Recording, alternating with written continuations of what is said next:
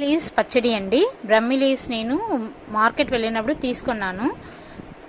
అంటే దాంట్లో లీవ్స్ మాత్రం తీసుకొని స్టెమ్స్ పడేసి నీట్గా వాష్ చేసుకొని ఒక ప్లేట్లో తీసి ఉంచేసుకున్నాను.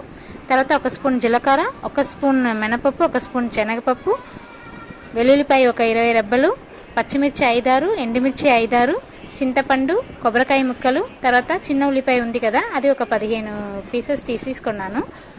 నూనె ఒక కడాయిలో వేసేసి పోపు అంతా వేసేసి దాని తర్వాత పచ్చిమిర్చి, ఎండుమిర్చి వేసేసుకున్నాను. వెల్లుల్లిపాయ వేసుకొని ఫ్రై చేసుకొని మిక్సీలో తీసేసాను. దాని తర్వాత ఉల్లిపాయ, కొబ్బరికాయ ముక్కలు వేసేసి కరివేపాకు వేసేసి కొత్తిమీర కొంచెం వేసి ఫ్రై చేసేసుకొని జీలకర్ర కొంచెం వేసి మిక్సీలో తీసేసుకున్నాను.